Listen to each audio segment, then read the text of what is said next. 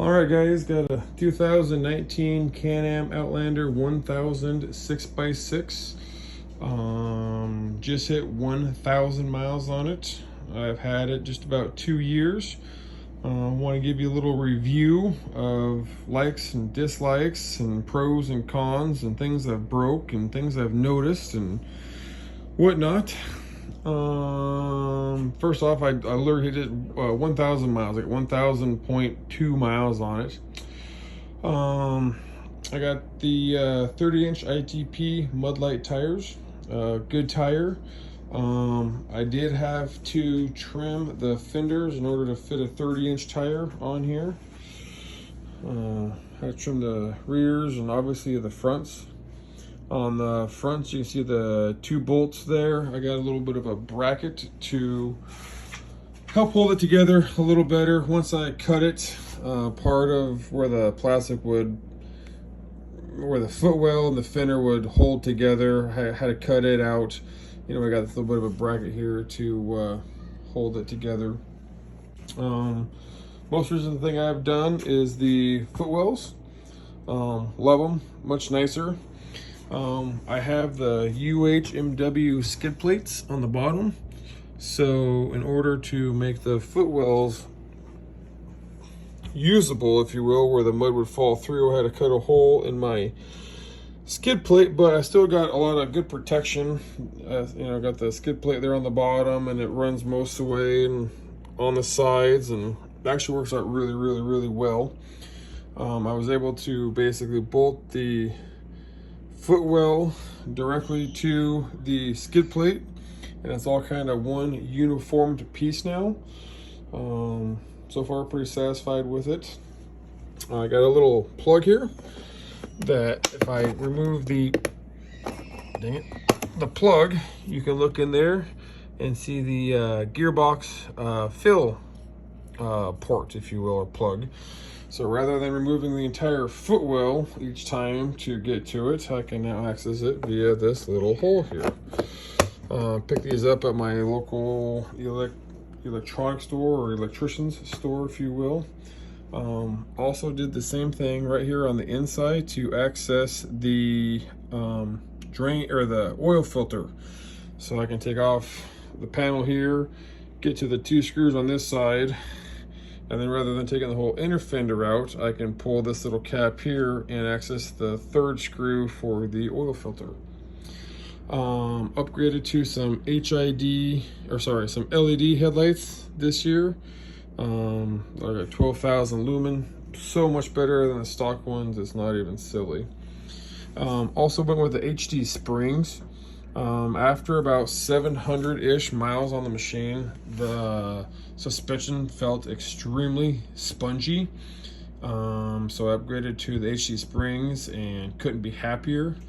I first bought these 2-inch risers or lift kit pucks, if you will, from Rubber Down Customs.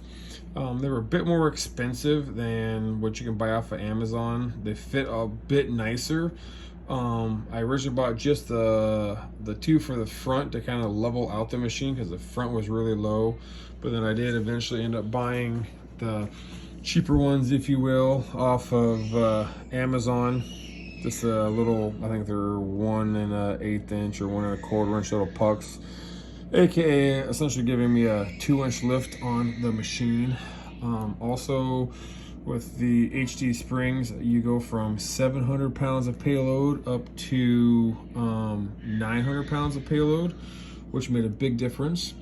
With the 30-inch tires, not so much on this side, but on the other side, I do get a bit of rub here when I'm loaded pretty heavy. You know, when I got a 70-inch bull moose in the back of my wheeler. I did go with a rear winch. The rear winch from Can-Am is something like 1,200 bucks, and it is super expensive. It's a Warren winch. But basically the way I understand it, what you're paying for from Can-Am is you're buying the simple plug and play option where you simply just kind of plug it in and it's ready to go. And then it comes with a rear roller fair lead that kind of mounts back here above the rear diff nicely. It's kind of tucked in, but for $1,200 I couldn't justify it, so I just got a receiver and welded a rear welded a rear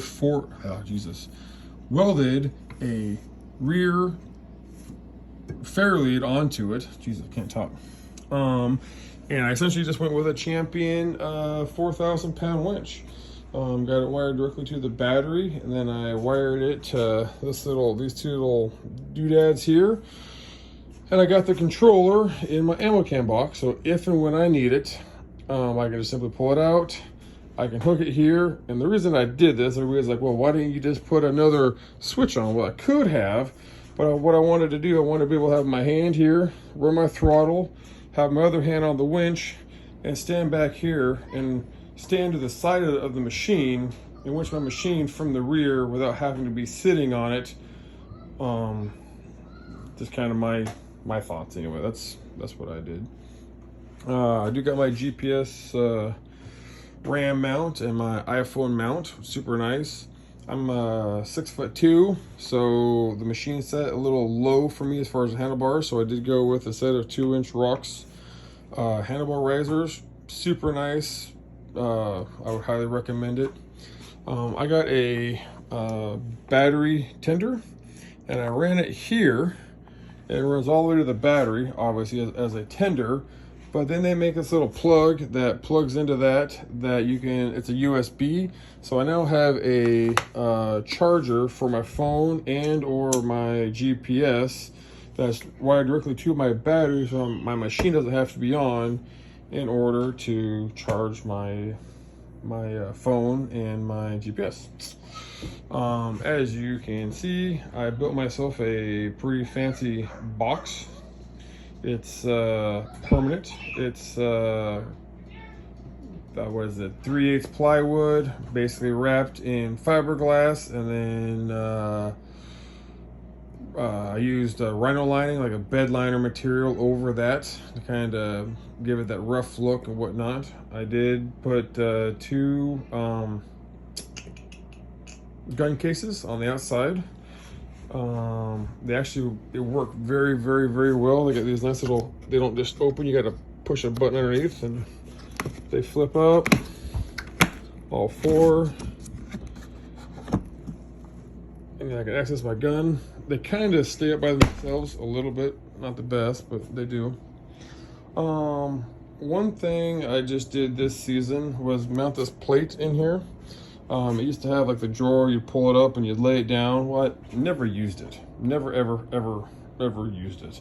The box that they sell that goes in that compartment is like $500, and I can't justify a $500 Rubbermaid tote. So what I did is I installed this diamond plate piece of aluminum and silicone it down. Got a few screws in it, and then what I did, open this up.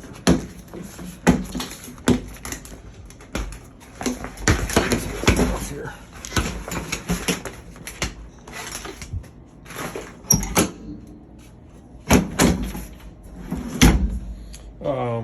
Out of the chains, super nice. I have a tailgate now rather than just flopping all the way down and making it unusable, and have a little bit of usable space. But anyway, I siliconed it. I drilled a hole right there, got a rubber plug in it, and then in each of the corners, all the way around, there was little natural holes from when they manufactured this thing. So anytime I went into water that was over the height of the bottom here, anything in this compartment was getting wet. So I decided to silicone the whole thing, and now basically the whole back of my machine is waterproof. Super convenient. I did install a light on the inside, and then that toggle switch there, sorry if you can see it, goes to a light tower. My light tower, I can basically undo this, flip the whole thing up, and then I have a tower that shines over my meat wagon while I carve up my 65-inch moose.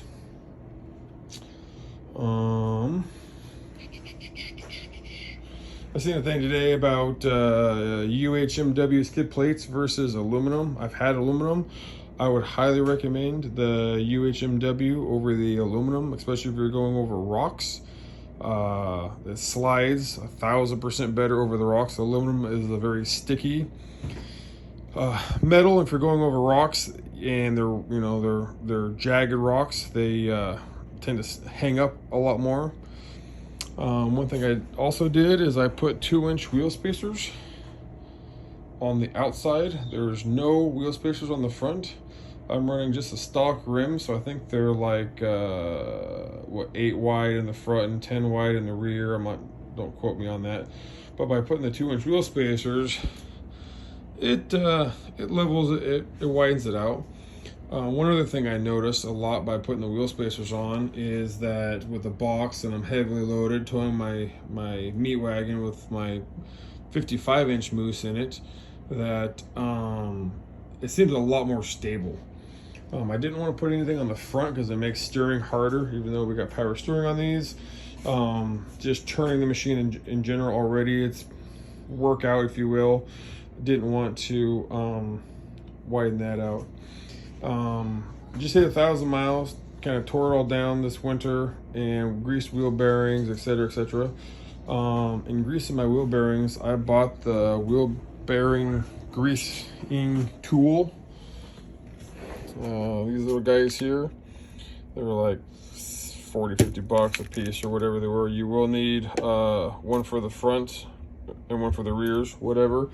Each wheel bearing took about 23 to 25 squirts of grease in order to fill up the wheel bearings. A lot more than I had anticipated. So knowing what I know now, I would probably grease the wheel bearings much sooner.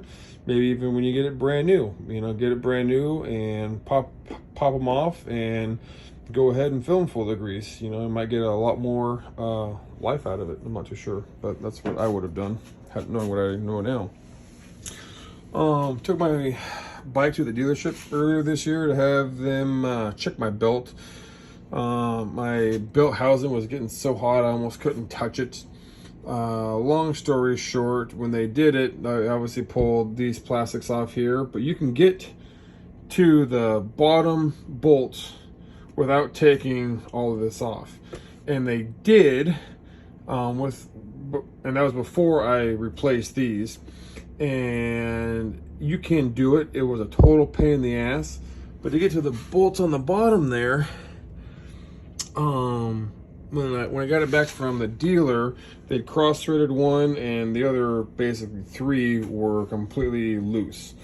So what I did, this metal footwell right here used to have a lip that stuck up maybe, I don't know, about this high all the way around. Well, I went and machined this off. So now you can get to, kind of hard to see, but you can get to all the bolts underneath much easier. I live in Alaska. This thing goes out 60 miles from the nearest road.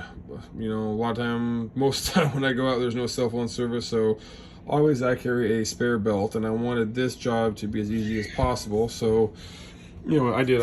I cut the footwell out a lot more than I needed to because I wanted this to be able to come out much easier, or I don't have to fight it out in the field, essentially. Got the heated grips on here. One thing that did break this year that I noticed was my front sway bar. I can't see it, highly doubt it. Anyway, down in there on the front sway bar, my front sway bar broke in half this year. $140 for the front sway bar. I don't really know what caused it to break, but I have broken a sway bar on here. I have blown out a mid differential. Had to have that replaced. Look, actually I was about 40 some miles from the nearest road, blew it up, and ended up having to hire a helicopter to have them fly in, hook this thing up, put it into a basket, and fly it back to my cabin for me. Long story short, I had my wheeler, had it loaded with all my gear, My dad had a Ranger 6x6 and a meat wagon, steep hill.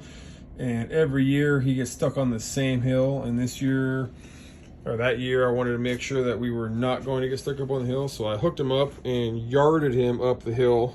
And as soon as I get to the very top of the hill, my differential imploded. Broke into about 4 or 5 pieces. It's 8 hours of shop labor. The differential alone was $1,400, I want to say is what it was. So anyway, an expensive repair there. Anyway, all in all, overall, I'm extremely pleased with this machine.